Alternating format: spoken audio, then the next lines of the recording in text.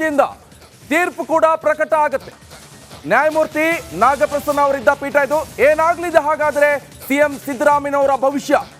High court ನ್ಯಾಯಮೂರ್ತಿಯಿಂದ ತೀರ್ಪು ಪ್ರಕಟ ಆಗುತ್ತೆ. ನ್ಯಾಯಮೂರ್ತಿ ನಾಗಪ್ರಸನ್ನ ಪೀಠದಿಂದ ಈ ತೀರ್ಪು ಬರಲಿರುವಂಥದ್ದು. ನಾಳೆ ಸಿಎಂ ಸಿದ್ದರಾಮಯ್ಯನವರ ಪ್ರಾಸಿಕ್ಯೂಷನ್ ಭವಿಷ್ಯ ಏನಾಗ್ಲಿದೆ ಹಾಗಾದ್ರೆ? ಇದು ಈ ಕ್ಷಣದ ಅತಿ ದೊಡ್ಡ ಸುದ್ದಿ. ಇದು ರಾಜ್ಯ ರಾಜಕಾರಣದ ಅತಿ ದೊಡ್ಡ ಸುದ್ದಿ. ಇದು ಏನ್ ಆಗ್ಲಿದೆ ಸಿಎಂ ಸಿದ್ದರಾಮಯ್ಯನವರ ಭವಿಷ್ಯ ಅನ್ನುವಂಥದ್ದು ಕೂಡ ಬಹಳ ಕ್ಯೂರಿಯಾಸಿಟಿಯನ್ನ ಹೆಚ್ಚಿಗೆ ಮಾಡಿರುವಂಥದ್ದು. ನ್ಯಾಯಮೂರ್ತಿ ನಾಗಪ್ರಸನ್ನ ಪೀಠದಿಂದ ತೀರ್ಪು ಕೂಡ ಪ್ರಕಟಗೊಳ್ಳುತ್ತೆ. ನೋಡಿ, ಈಗಾಗಲೇ ಸಿಎಂ ವಿಚಾರಕ್ಕೆ ಸಂಬಂಧಪಟ್ಟಂತೆ ಯಾವ ರೀತಿಯಾಗಿ ಮೂಡ ಪ್ರಕರಣ ಸದ್ದು ಮಾಡ್ತಾ ಇದೆ. ಇಡೀ ರಾಜ್ಯದಲ್ಲಿ ಮಾತ್ರ ಅಲ್ಲ, ರಾಷ್ಟ್ರಾದ್ಯಂತ ಸದ್ದು ಮಾಡ್ತಾ ಇರುವಂತ ಪ್ರಕರಣ ಇದು. ಯಾಕಂತ ಹೇಳಿದ್ರೆ ಒಂದು ರಾಜ್ಯದ ಸಿಎಂ ಮೇಲೆ ಇಂಥ ಒಂದು ಆರೋಪ ಕೇಳಿ ಬಂದಿರುವಂತದ್ದು, ಅದು ಕೂಡ ಸಿಎಂ ಸಿದ್ದರಾಮಯ್ಯನವರು ಯಾವುದೇ ರೀತಿ ಕಪ್ಪು ಚುಕ್ಕೆ ಇಲ್ಲ ಅಂತ ಹೇಳ್ಕೊಂಡು 135 ಸೀಟ್ ಪಡೆದುಕೊಂಡು ಈ ಸಲ ಕರ್ನಾಟಕದಲ್ಲಿ ಸರ್ಕಾರವನ್ನ ರಚನೆ ಮಾಡಿಕೊಂಡು ಆಡಳಿತವನ್ನ ನಡೆಸ್ತಾ ಇದ್ರು. ಈ ಸಂದರ್ಭದಲ್ಲಿ ಇವರ ಮೇಲೆ ಬಂದಿರುವಂತ ಈ ಪ್ರಕರಣ ದೊಡ್ಡ ಮಟ್ಟದ ಸದ್ದು ಮಾಡಿತ್ತು. ಈಗ ನಾಳೆ ಸಿಎಂ ವಿಚಾರದ ಸಂಬಂಧಪಟ್ಟಂತೆ ಬಿಗ್ ಅಪ್ಡೇಟ್ ಸಿಗ್ತಾ ಇರುವಂತದ್ದು. ನ್ಯಾಯಮೂರ್ತಿ ನಾಗಪ್ರಸನ್ನ ಪೀಠದಿಂದ ತೀರ್ಪು ಪ್ರಕಟ ಆಗುತ್ತೆ. ಹಾಗಾದ್ರೆ ನಾಳೆ ಏನ್ ಆಗಬಹುದು ಎನ್ನುವಂಥದ್ದು ಕೂಡ ಕ್ಯೂರಿಯಾಸಿಟಿಯನ್ನ ಹೆಚ್ಚಿಸ್ತಾ ಇದೆ. ರಾಜ್ಯದ ಸಿಎಂ ಬಗ್ಗೆ ಬಂದಿರುವಂತ ಆರೋಪಕ್ಕೆ ಸಂಬಂಧಪಟ್ಟಂತೆ ದೊಡ್ಡ ಮಟ್ಟದ ಸದ್ದು ಮಾಡಿರುವಂಥದ್ದು, ಅದು ಕೂಡ ಸಿಎಂ ಸಿದ್ದರಾಮಯ್ಯನವರ ಭವಿಷ್ಯದ ಬಗ್ಗೆ. ಹಾಗಾದ್ರೆ ನಾಳೆ ಏನ್ ಆಗುತ್ತೆ, ಪ್ರಾಸಿಕ್ಯೂಷನ್ ಅಲ್ಲಿ ಏನ್ ತೀರ್ಪು ಬರಬಹುದು? ಮೊನ್ನೆ ಅಷ್ಟೇ ಎಲ್ಲವನ್ನು ಕೂಡ ನಾವು ನೋಡ್ತಾ ಇದ್ವಿ, ವಾದ ಪ್ರತಿವಾದವನ್ನ ಎಲ್ಲವೂ ಕೂಡ ಆಲಿಸ್ಕೊಂಡು ಏನು ಅಂದ್ರೆ ಡೇಟ್ ಕೂಡ ಫಿಕ್ಸ್ ಆಗಲಿಲ್ಲ. ಆದ್ರೆ ಈಗ ಡೇಟ್ ಫಿಕ್ಸ್ ಆಗ್ತಾ ಇರುವಂಥದ್ದು. ನಾಳೆ ಇದ್ರ ಬಗ್ಗೆ ಭವಿಷ್ಯ ನಿರ್ಧಾರ ಆಗುತ್ತೆ ಅನ್ನುವಂಥದ್ದು ಕೂಡ ಗೊತ್ತಾಗ್ತಾ ಇದೆ.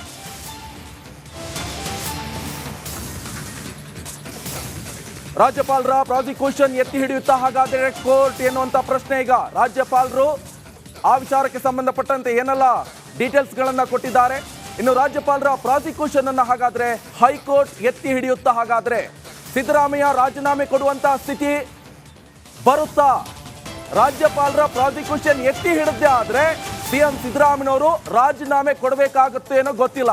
ಬಟ್ ಅದಕ್ಕೆ ಏನು ವಿಚಾರ ಅದು ಸಂಬಂಧಪಟ್ಟಂತೆ ತೀರ್ಪರ್ತ ಗೊತ್ತಿಲ್ಲ. ಆ ತೀರ್ಪು ಬಂದ ನಂತರ ಅವರು ರಾಜೀನಾಮೆ ಕೊಡ್ತಾರೋ ಇಲ್ಲೋ ಗೊತ್ತಿಲ್ಲ.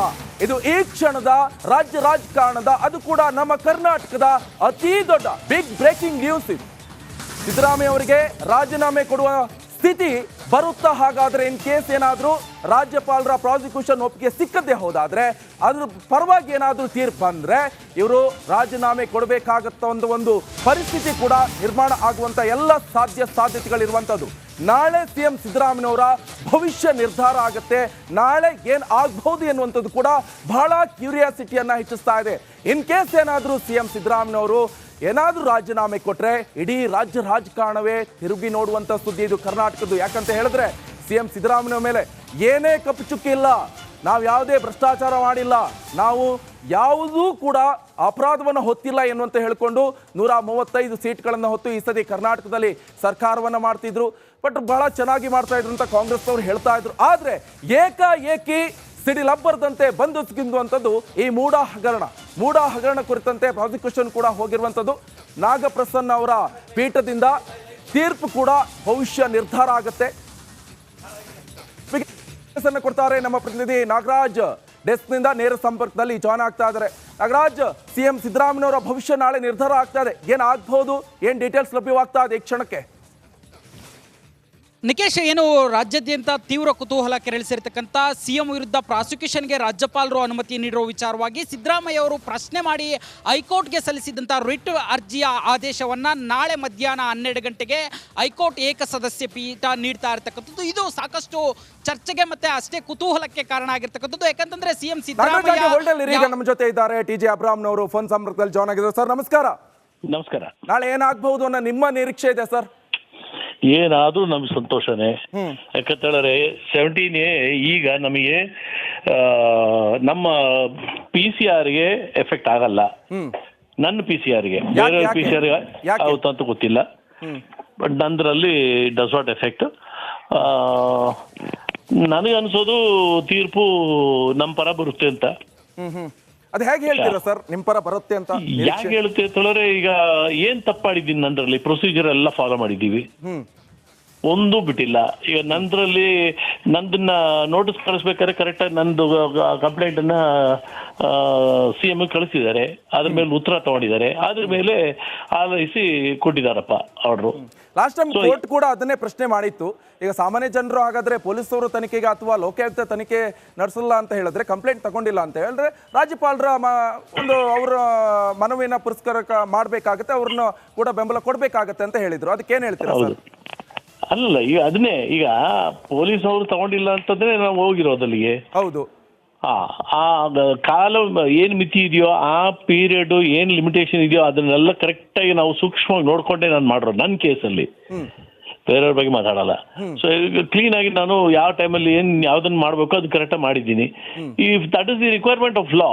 ಈಗ ಈ ಸ್ಟೇಜು ಸ್ಯಾಂಕ್ಷನ್ ಫಾರ್ ಪ್ರಾಸಿಕ್ಯೂಷನ್ ಕೊಟ್ಟಿರೋದನ್ನ ಚಾಲೆಂಜ್ ಮಾಡೋದು ಯಾವ ರೀತಿ ಮಾಡಿದ್ದಾರೆ ಅಂತ ವಿವೇಚನೆಗೆ ಬಿಟ್ಟಿರೋದು. Has he applied his mind ಅಂತ ಕೇಳ್ತಾರೆ. ಅಪ್ಲೈಡ್ ಇಸ್ ಅವ್ರ ಮೈಂಡ್ನ ಬಳಸಿದ್ದಾರೆ.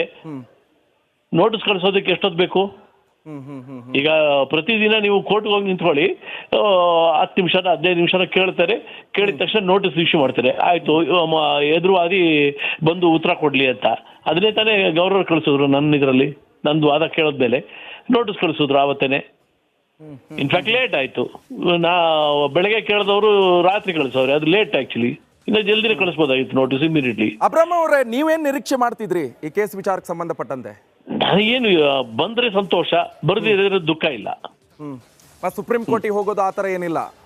ಅಲ್ಲಲ್ಲ, ಈಗ ನನಗೆ ನಂದು ನಾನು ಸುಪ್ರೀಂ ಕೋರ್ಟ್ಗೆ ಹೋಗ್ಲೇಬೇಕಲ್ಲ. ಯಾವ ಕೇಸ್ಗೂ ಬಿಡಲ್ಲ. ಅವ್ರ ಕಡೆ ಬಂದ್ರೆ ನಾವು ಹೋಗ್ತೀವಿ, ನಮ್ ಕಡೆ ಬಂದ್ರೆ ಅವ್ರು ಹೋಗ್ತಾರೆ. ಇದಂತೂ ಎಲ್ರಿಗೂ ಗೊತ್ತಿರೋ ವಿಷಯ. ಓಕೆ, ಥ್ಯಾಂಕ್ ಯು TJ ಅಬ್ರಾಮ್ ಅವರೇ. ರಿಪಬ್ಲಿಕನ್ ಜೊತೆ ಮಾತನಾಡಿದ್ರು. ಏನ್ ತೀರ್ಪು ಅಂದ್ರೂ ಕೂಡ ನನಗೆ ಸಂತೋಷ. ಇನ್ ಕೇಸ್ ಏನಾದರೂ CM ಪರವಾಗಿ ಬಂದ್ರೆ ನಾನು ಮೇಲೆ ಸರ್ವೋಚ್ಚ ನ್ಯಾಯಾಲಯ ಅಂದ್ರೆ ಸುಪ್ರೀಂ ಕೋರ್ಟ್ ಮನವಿಗೆ ಅಲ್ಲಿಗೆ ಹೋಗ್ತೀವಿ ಅಂತ ಒಂದು ಹೇಳಿಕೆಯನ್ನು ಕೊಡ್ತಾ ಇರುವಂಥದ್ದು ನೋಡಿ. ಈಗಾಗಲೇ ಕಾದು ನೋಡುವ ಸನ್ನಿವೇಶ ಎದುರಾಗಿರುವಂಥದ್ದು. ಅದು ಕೂಡ ನಾಳೆ ಬಿಗ್ ಡೇ ಅಂತಾನೆ ಹೇಳ್ಬೋದು. CM ಸಿದ್ದರಾಮಯ್ಯ ಅವರಿಗೆ ಏನ್ ಆಗುತ್ತೆ ಅನ್ನೋದು ಕೂಡ ಒಂದು ಕಡೆ ಡಾವಡವ ಶುರುವಾಗಿದೆ. ಇನ್ನೊಂದು ಕಡೆಯಲ್ಲಿ ಪ್ರಾಸಿಕ್ಯೂಷನ್ ಅಂತ ಹೇಳಿ ರಾಜ್ಯಪಾಲರು 17A ಅಡಿಯಲ್ಲಿ ಪ್ರಾಸಿಕ್ಯೂಷನ್ಗೆ ಅನುಮತಿ ಇದೆ ಅಂತ ಹೇಳಿಕೊಂಡು ಅವರು ಕೂಡ ಅನುಮತಿ ಕೊಟ್ಟಿದ್ದಾರೆ.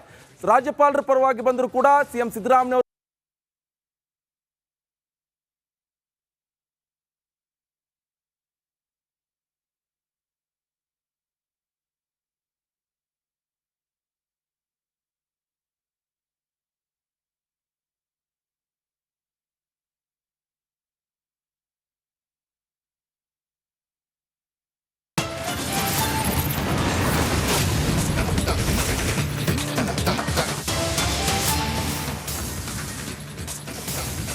ತೀರ್ಪು ನಮ್ಮ ಪರ ಬರುತ್ತದೆ ಅಂತ ಹೇಳಲಾಗ್ತಾ ಇದೆ. ಪ್ರಾಸಿಕ್ಯೂಷನ್ ಚಾಲೆಂಜ್ ಮಾಡಿದ್ದೇ ದೊಡ್ಡ ತಪ್ಪದು. ಅವ್ರು ಚಾಲೆಂಜ್ ಮಾಡೋಕೆ ಹೋಗಬಾರ್ದಾಗಿತ್ತು, ಹೋಗಿದ್ದೇ ದೊಡ್ಡ ತಪ್ಪು. ಪ್ರಾಸಿಕ್ಯೂಷನ್ ಅನುಮತಿ ನಿರಾಕರಿಸಿದ್ರೆ ಸುಪ್ರೀಂ ಕೋರ್ಟ್ಗೆ ಹೋಗ್ತೀನಿ, ದೂರದ